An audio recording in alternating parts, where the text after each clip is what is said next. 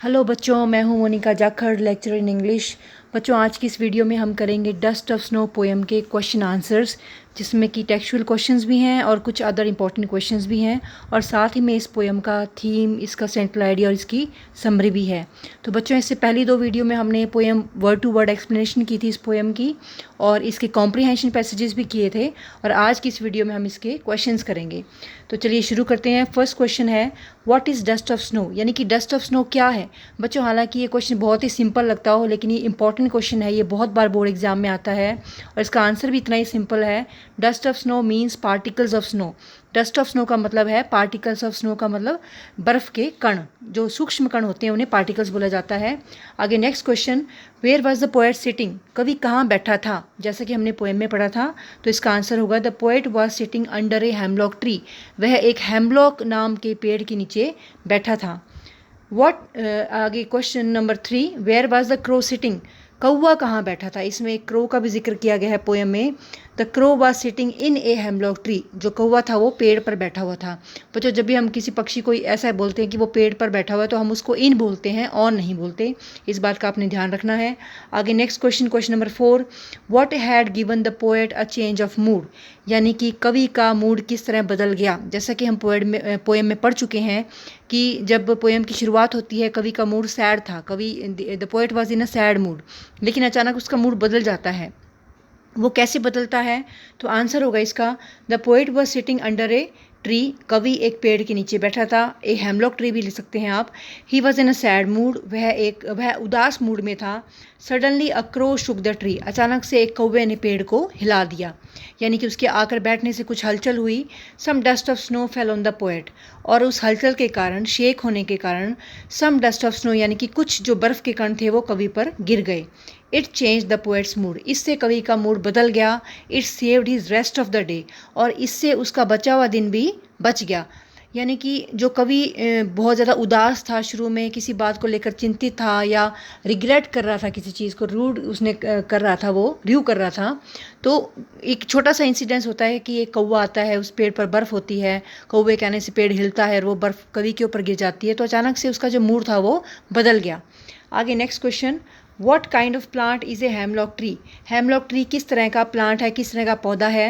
Hemlock tree is a poisonous plant, hemlock tree एक जहरीला पौधा है, विथ स्मॉल वाइट फ्लावर्स, जिसके छोटे छोटे सफ़ेद कलर के फूल होते हैं।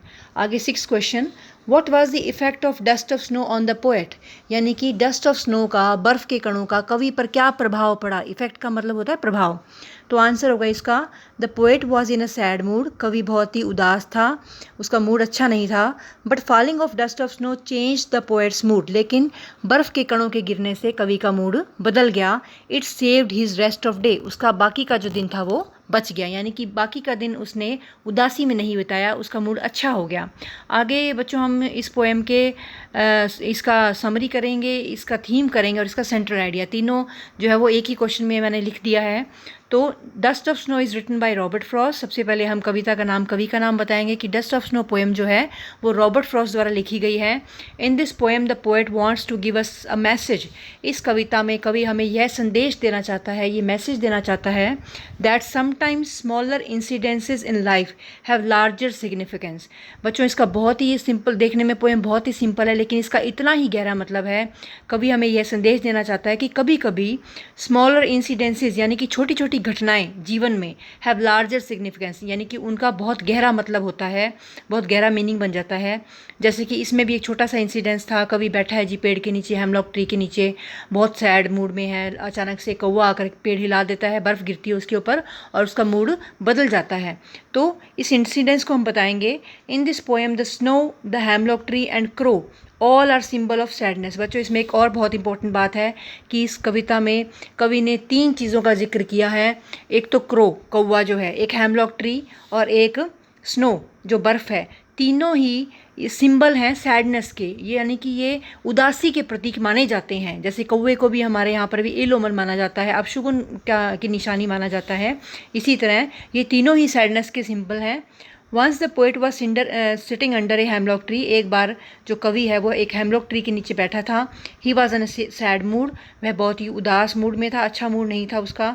Suddenly a crow shook the tree and some dust of snow fell on the poet, अचानक से, सडनली मतलब अचानक से एक कौवे ने आकर पेड़ को हिला दिया और कुछ डस्ट ऑफ स्नो कवि के ऊपर गिर गई।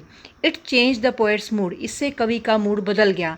And saved his rest of day, और उसका जो बाकी का दिन था, रेस्ट का मतलब जो बचा हुआ बाकी का जो दिन था वो उसका बच गया। यानी कि आधा दिन तो उसने उदास रहकर ख़राब कर दिया था, डिस्ट्रॉय कर दिया था, लेकिन उसका एटलीस्ट उसका जो बाकी का बचा हुआ दिन था वो सेव हो गया। This poem also shows the healing power of nature. बच्चों, एक और बहुत बड़ा संदेश हमें कविता के ज़रिए देना चाहते हैं कि जो नेचर है, जो प्रकृति है, उसकी हीलिंग पावर को भी यहाँ पर दर्शाया गया है। यानी कि किसी भी दुख दूर करने या किसी का घाव भरने में प्रकृति का एक अहम जो रोल होता है। यानी कि कवि भी उदास था लेकिन वो प्रकृति की गोद में आकर बैठता है किसी ना किसी तरीके से। ये सब प्रकृति की ही चीज़ें हैं, पेड़ है, कौवा है या स्नो है, तो इसकी वजह से ये तीनों, हालांकि अब शुगन वाली चीज़ें थी, लेकिन उसके बावजूद भी इन्होंने इसका मूड अच्छा करने में एक अहम भूमिका निभाई है। तो इससे हमें पता चलता है कि it also shows the healing power of nature, या उसकी जो डिवाइन ब्यूटी है, खूबसूरती है प्रकृति की, उसको भी दर्शाया गया है। तो बच्चों, मैं आशा करती हूँ कि आपको ये क्वेश्चंस आंसर्स अच्छे से समझ आ गए हैं। आप इनको अपनी कॉपी में लिख सकते हैं। तो अगर आपके कोई कमेंट हैं तो आप प्लीज़ कमेंट बॉक्स में लिखिए, और अगर आपको ये वीडियो पसंद आई है तो प्लीज़ आप इसे लाइक कीजिए, शेयर कीजिए, सब्सक्राइब कीजिए। अगली वीडियो में बच्चों हम नेक्स्ट चैप्टर पढ़ेंगे और उसके भी क्वेश्चन आंसर्स करेंगे। Thank you.